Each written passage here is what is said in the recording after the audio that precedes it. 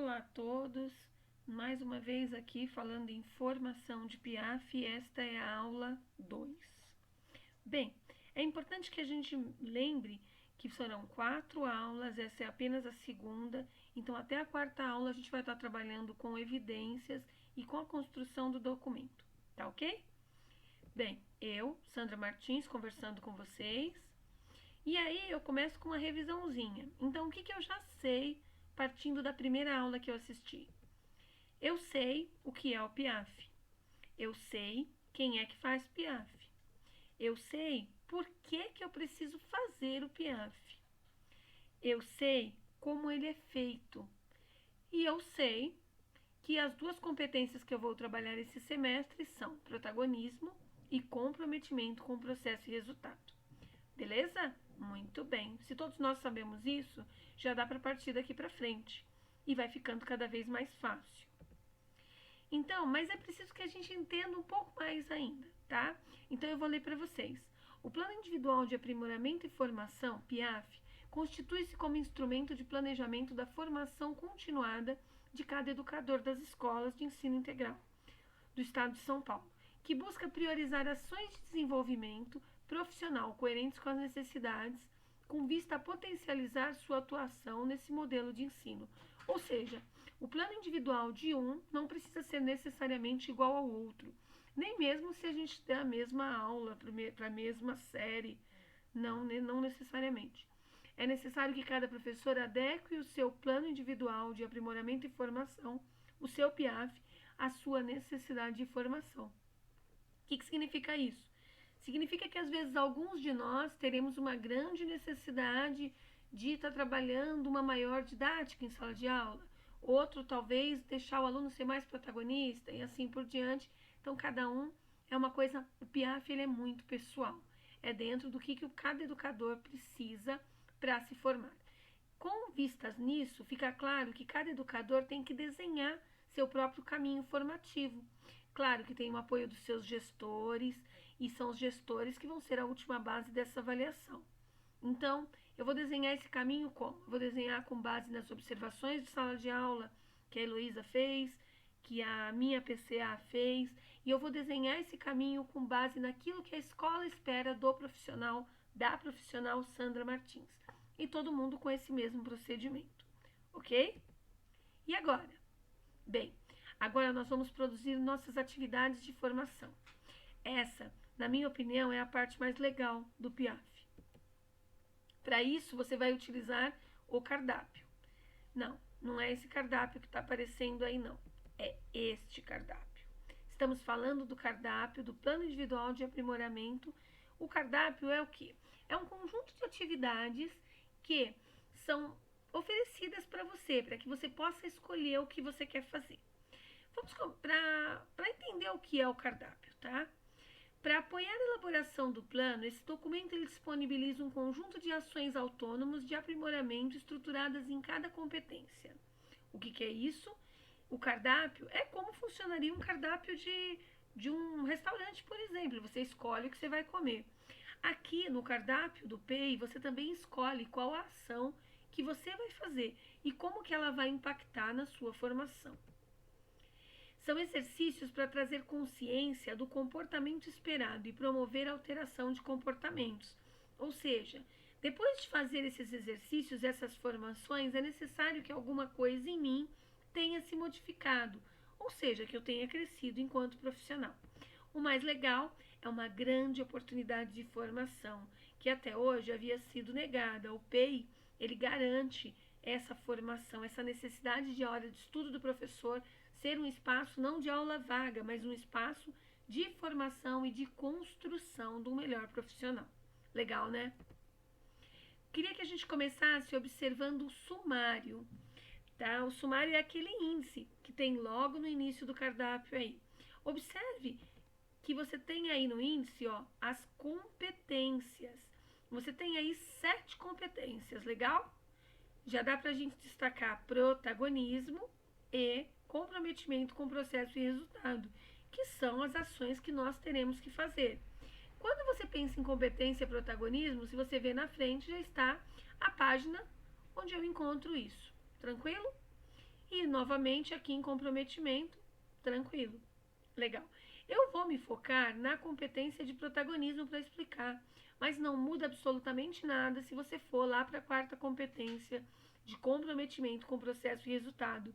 Lembrando que você vai ter que fazer 2 ações de protagonismo e 2 de comprometimento com processo e resultado. Tranquilo? Vamos dar uma olhadinha dentro do cardápio? Afasta aí que eu também quero olhar. Beleza? Olhando assim, parece muita coisa, mas não é. Na verdade, é muito bem organizado. Observe, você tem inicialmente a premissa, que aqui no caso de protagonismo é protagonismo também, que ela chama, seguida da competência, e aí a competência ela vai ser dividida em macroindicadores. No geral, 2 ou 3 macroindicadores no máximo. Aqui em protagonismo, nós temos 3 macroindicadores.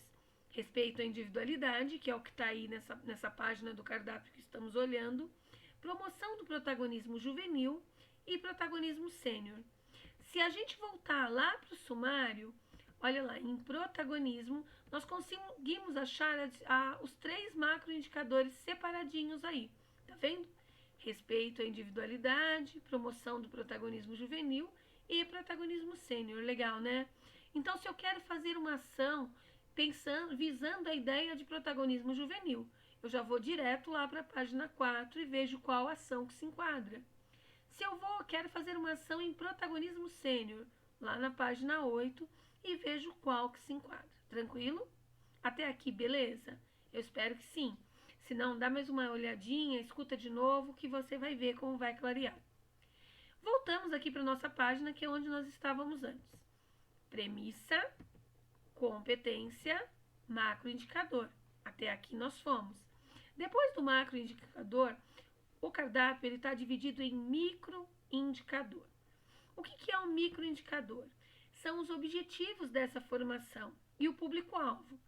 Ou seja, de repente vai ter uma atividade que o diretor faz, mas que a gente, como professor, não precisa fazer. Ela não acrescenta a nossa formação. Ou vai ter alguma coisa que o professor pode fazer, mas que não está previsto para o diretor. Isso é muito importante de você olhar, para que você não esteja fazendo ações que não estão te formando. O objetivo é isso que está escrito bem na frente aí. Você tem aqui qual é o profissional. Eu vou abrir isso um pouco maior para que a gente possa explorar. Olha lá, o microindicador, você tem lá professor da sala de leitura e na frente aqui, ó, o objetivo. Então, eu tenho o público-alvo e do lado o objetivo esperado. Então, o professor que fizer esta ação, que vai estar aqui embaixo, e daqui a pouco nós vamos estar falando sobre ela, ele busca conhecer os alunos em sua individualidade. Qual é o projeto de vida, quais são os interesses, quais são as dificuldades e as potencialidades desse aluno. Tranquilo? Então, você já tem aqui o objetivo dessa formação e quem é o público-alvo. Para o professor coordenador de área, essa ação ela vai ter outro foco. O foco é buscar conhecer os professores da sua área, em sua individualidade. Repara como vai mudando a característica? Na verdade, é a mesma ação. A diferença é que o professor de área vai realizar com os professores e o professor vai realizar com os alunos. Tranquilo? Espero que tenha ficado bem claro essa parte. Voltamos aqui para a nossa página e você vai ver, observa para mim só a evolução da numeração. Olha lá, nós temos a premissa lá em cima, aí nós temos a competência aqui, que aparece número 1, o respeito à individualidade, que aparece 1.1, olha lá, e o microindicador, que aparece 1.1.1. O que a gente aprende com isso? Que todos os microindicadores, as ações serão divididas, então vai ser 1.1.2, 1.1.3 e assim por diante. Então, cada atividade que o professor se propor a fazer, falando em respeito à individualidade, ela sempre vai ser 1.1. E não por essa numeração eu já tenho ideia de onde eu estou e o que eu estou trabalhando.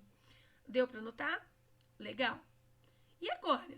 Bem, agora eu acredito que fique um pouco mais simples ainda. Vamos escolher a atividade.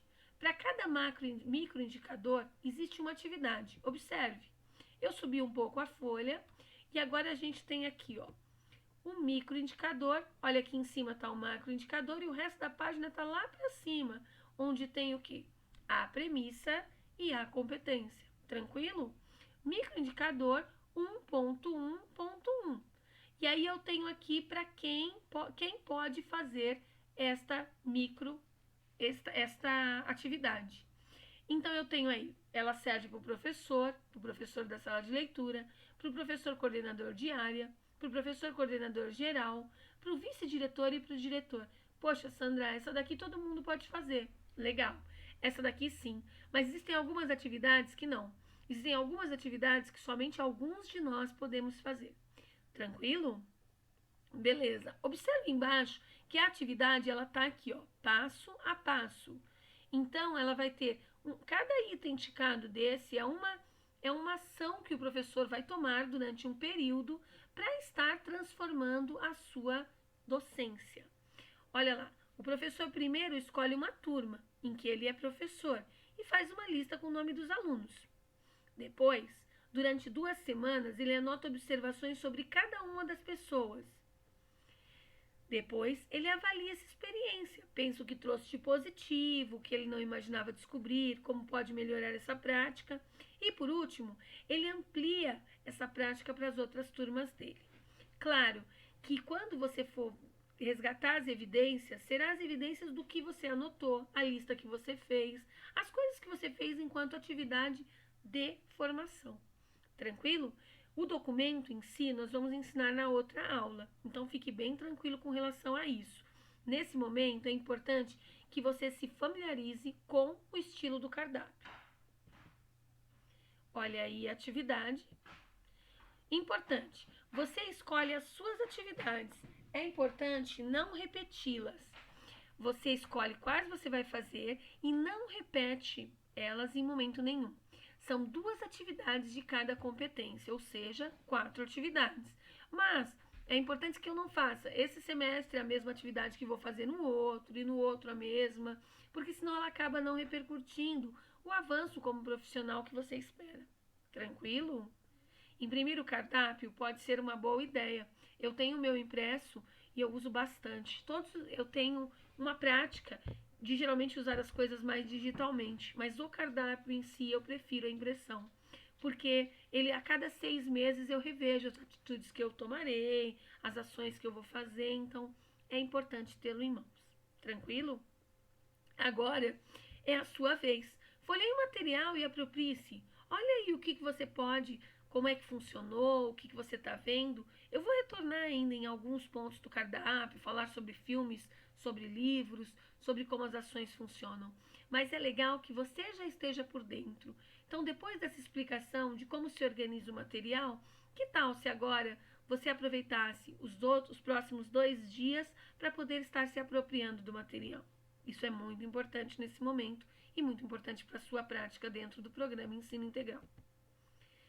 Tranquilo? Nosso próximo desafio vai ser construir o documento, tá? Então, tchau. Eu agradeço a oportunidade, espero que vocês tenham gostado e que tenha ficado claro para vocês. Grande abraço, Sandra, tchau.